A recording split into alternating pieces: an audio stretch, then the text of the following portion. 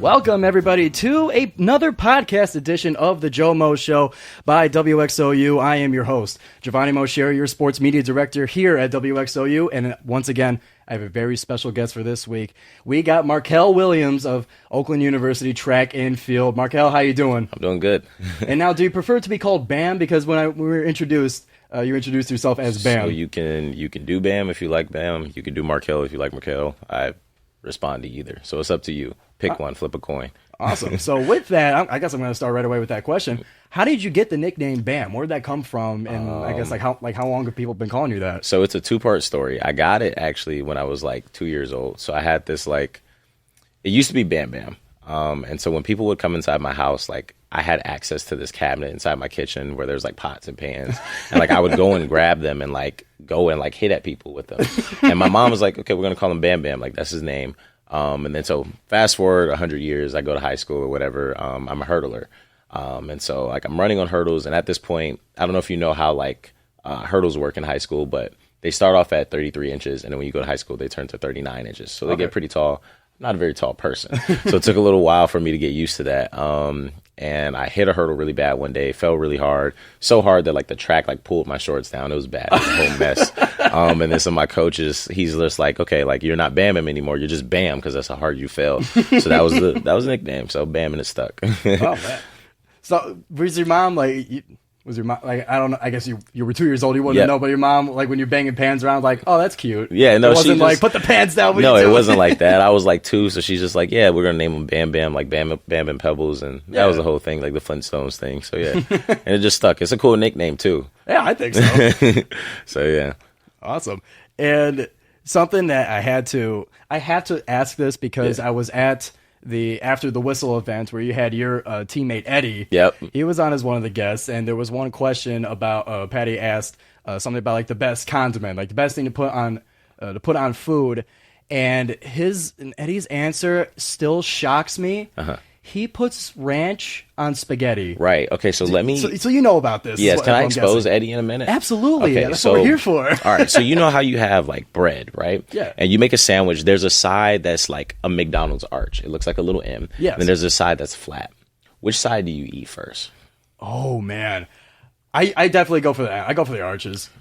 Eddie flips his sandwich around and eats the rectangle side. Stop. No, he does. Oh my god. He does. The kid is terrifying.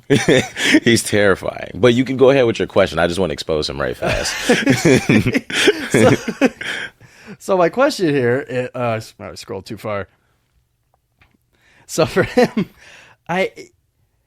what the hell's wrong with him? No, it's something, he's special. Rancho spaghetti I'm not doing. Questioning though, do you put sugar in your spaghetti? Do I put sugar? I do not. I okay. mean, listen, you're talking to a full-blooded Italian here, so you got it. The rules are different. Yeah. I understand everybody. You get burned at the stake for that. Yeah, absolutely. It's not something we even attempt. No, I understand that. Well, yeah, no, I'm definitely not putting ranch on my spaghetti. I actually don't even put sugar on my spaghetti, but I know a lot of people do it, so that's why I asked you. I'll tell you that. I'll be honest, that's the first time I've heard it. Yeah, I don't know that was a thing. I don't know. Eddie's weird. He eats sandwiches backwards. I just wanted to say that. That is, and even this past Wednesday at another After the Whistle, I saw him there, and I said, "Oh hell no, not this guy, not this guy again." And then we're walking out, and he says, "Oh, guess what I had for dinner last night?" Oh my god! See, for the longest, I thought he was trolling me with some of the things he does, and then there was one track meet, completely unprovoked. I saw him. He had a peanut and jelly sandwich, and he was eating it with the square side up. I don't know. Watch out for that kid. I'll be sure to keep a heads up on that. He looks like he bites people. I don't know.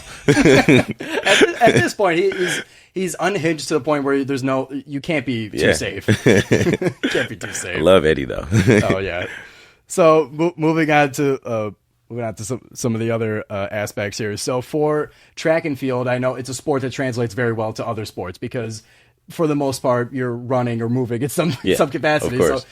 So it translates well. So I'm wondering, did you play other sports before finding your talents in track and field? Right. So fun fact about me, I am the most unathletic person there is.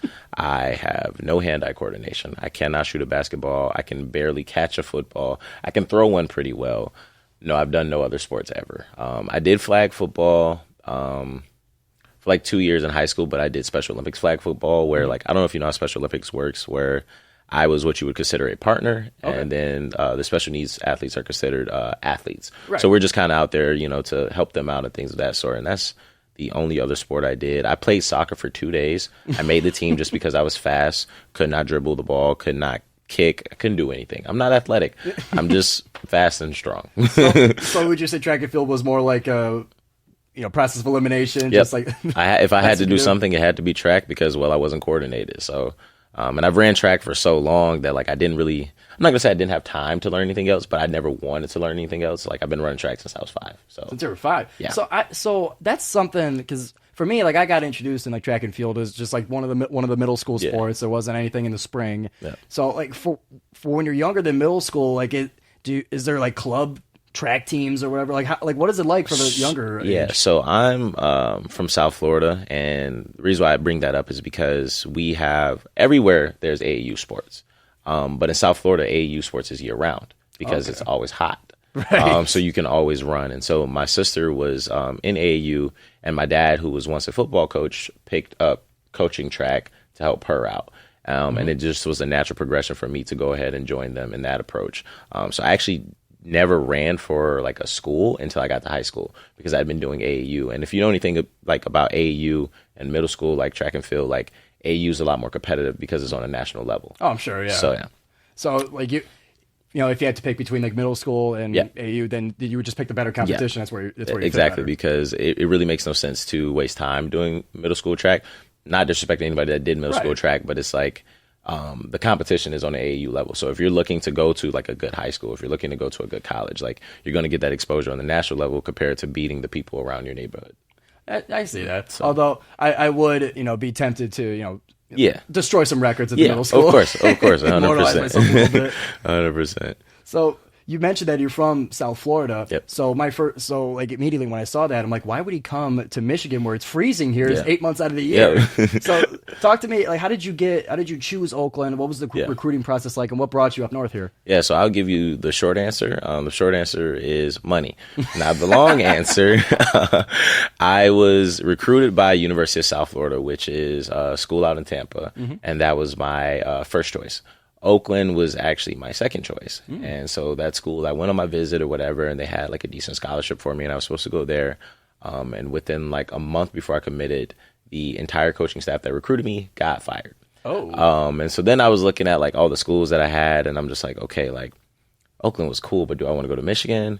And then like there was Kennesaw State and Western Carolina that I was looking at, and I was just like, I don't know, there was something about Oakland that I really liked. And the main thing was the coach, Katrina Brumfield. She was really nice. Like she spoiled me on my visit. She was so sweet. And I was just like, okay, like if she's going to be like that the whole time, I want to be where she is. And I came on my visit in the summertime because I committed late. So I really only met like 3 of my teammates. I didn't really know what the team was going to be like, but I just was like, if she's the head coach, she's this way, I would imagine everybody else would be like her. Yeah, it's like, it couldn't be that bad. Right. So I was like, so if this is last resort, not saying Oakland was last resort, but I was pressed. I didn't have any time. It was June and I needed a school. Right. Yeah, there's some pressure there. So I picked Oakland, and it was the greatest decision I ever made. So yeah. That's awesome. I'm glad you're happy here. Right. We welcome you here. Yep. And for me, I'm very like centered, like hometown. I want to stay in Michigan. I'm not looking to move around anywhere. So for you moving out of state, like you seem to be selecting colleges that were already out of state. So what was the move like? Being away from everybody and being so far away. I like to think that my parents prepared me for whatever. So a lot of people went through, like I went through a little bit of a homesick phase, like as one does. But I adapted pretty well, like quickly. And that's because my parents always kind of like geared me up to be prepared for adversity, like from when I was yay big, like it's what I do. So once I came here, it was just like, okay, this is just a part of the program. Like I got to get this degree. Like I got to do good in school. I got to do good in track just to keep things rolling. So I wasn't really too concerned with the fact that I was so far from home or anything like that because I knew I was here. That's really what got me through it. And then beyond that, my family is only centered in South Florida. I have no family in any other state. Okay. There was once some family in Georgia, but they all passed. So that was a bit of a challenge. Like there was nobody coming to visit me. There was nobody coming to see me. It's like you were going to see them for Christmas break, and that was it. But that first year doing that, I got accustomed pretty quickly. So as everyone else wants to run home like every weekend, it's like home's going to be there. So yeah. That's good. So you seem to have a mindset of like it's business. You're here for track. You go to school, and and you seem to be anchored pretty well. Yep. Always have been. That's awesome. That would definitely be hard for me to do, and I always like to ask, the athletes I speak to, it's like, how, like, it's a huge move. It's not something that's talked about a lot, but it's moving away from home. It's a big deal. I mean, beyond that, I also say, like, if you are in sports, and especially like on a collegiate level, it takes so much of your time that you don't really have time to think about how much you miss home. Like, you're so busy, like you're at lifts, you're at track, you're at class. If you work, you're at work. You're going to have a social life at some point. You have no time to be like, yo, mom, I miss you. Eventually you get used to it. So I see. So you touched on it a little bit. I'm curious as to the training regimen that goes into track and field, like, and the hours you put in, and do you train only for your events, or do you train all around? So talk to me about some of the training. So when I came to Oakland, I was a hurdler and a long jumper. And when I did that, it was like we would go lift for an hour in the morning, and then we would have like a 2-hour practice where I would practice both those events. Towards the end of my freshman year, my coach had a great idea to make me a decathlete. So I don't know if you know what that entails, but the decathlon is essentially 10 events that's considered to be one event. Right. And so when she did that, my entire schedule changed. My life went from that to I lift in the morning. I have that 2.5 hour practice. I go to class. I come back to go to throws practice, which is about 2 hours as well. Oh, wow. And depending upon the day of week, I may be done for the day, or I will come back and do pole vault practice, which is another hour and a half. So three sessions of training a day. How many days a week? 5 days a week. Oh, my Lord. 5 days a week. So like Tuesdays and Thursdays, for the most part, I'll just do like 2 practices where I'll like run in the morning, and then in the afternoon I'll come throw. But those Monday, Wednesday, Fridays, I'm hitting doubles and triple practices. And if you want to count the lift is in there too. So being a decathlete is a whole other beast from being like a regular track and field athlete, because you're essentially practicing to be every event. To be everything. Yeah, that's what you're practicing for. But it also worked in my favor, because when I started running track, obviously I was 5. Yeah. So I've been doing, and I started hurdling and long jumping when I was 11. I've been doing the same events forever. Started to get bored. Yeah. The multi gave me something else to do.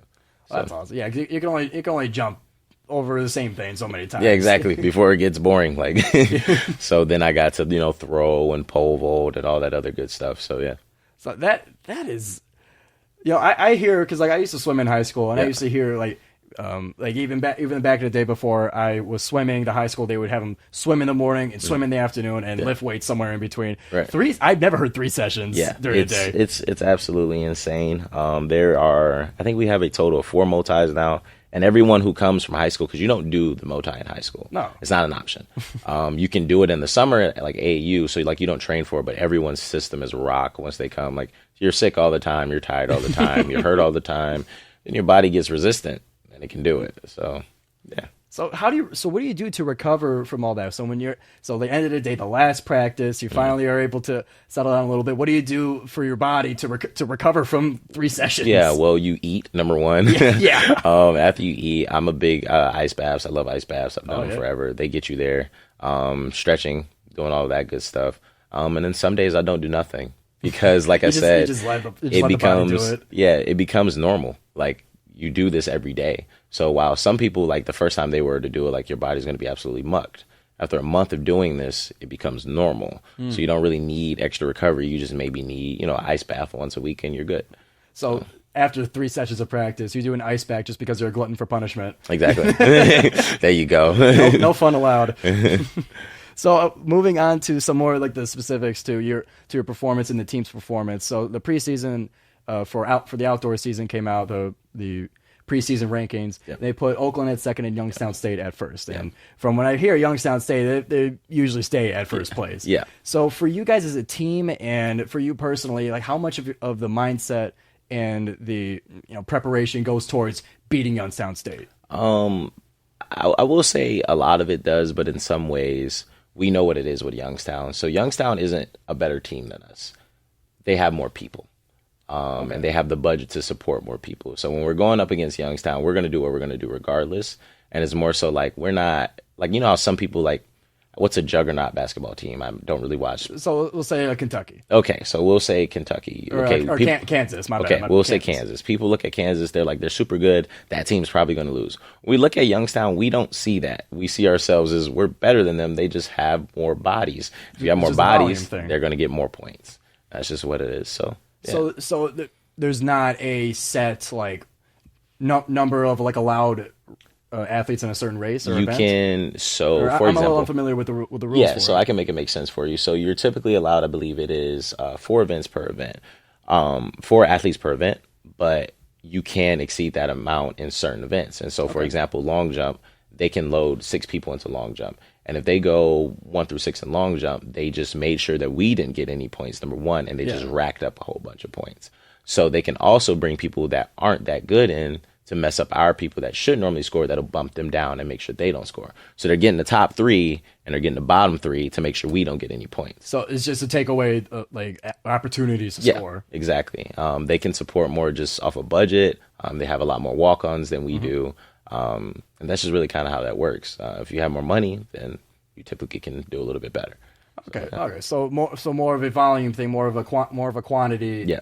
And then also a little bit of quality too, I'm sure. Right. 100%. They're great athletes, and as are we. But in our head, it's like they're not that much better than us. They just have that much more people than us. So it's not like you guys train with like a picture of a penguin in the weight room with like throwing darts at it. No, and then also beyond that, our head coach used to coach at Youngstown State. So there's kind of like some of us, like I'm really cool with all their jumpers there. Like a lot of us actually have like friendships with those guys over there and things of that sort. So it's like we don't have any hate for them. It's just we know what it is. You're running and jumping against them. That's it. Yeah, that's it. We're just wearing a different jersey, but we're all just trying to be better. That's it. Well, that's good. It's good. It's always nice to see some camaraderie where like everyone wants everyone to hate each other. Yeah, and, like 100%. Like they want a big rivalry, but like at the end of the day, it's not always that. Now some people do hate each other. I'm sure so. Some people do hate each other for sure, but for the most part, it's not like that. Well, that's good. And for you personally, to kind of wrap things up a little bit, for the outdoor season, what are some of your goals and like what events are you looking for in particular to improve on, or if there are any? So I'm a lot weaker athlete outdoor than I am indoor. So the decathlon indoor is the heptathlon, which involves a lot less throws. Yeah. So like I told you, I was converted into a multi-athlete, which means there's certain events that I cannot muscle my way through. Like you have to know the technique, and some of these guys have like years of experience on me. And so indoor, I play second in the heptathlon, and that was good for me. Yeah. Whereas outdoor, that'll be a bit more of a challenge because there's more events that I'm not good at. So my goal is really just to be competitive, see where it lands me. Whereas like last year, I kind of felt like when I got to outdoor, I knew what scenario I was in. I kind of just accepted it. So my goal for this year is to be able to perfect javelin, perfect discus, be competitive in pole vault, and just try and get some more points there and see where that lands me. So yeah. Awesome. Well, Bam, thank you very much for joining me on the GioMoShow. You're a great interview, and I wish you and the Oakland Grizzlies best of luck this outdoor season. Right. Thank you.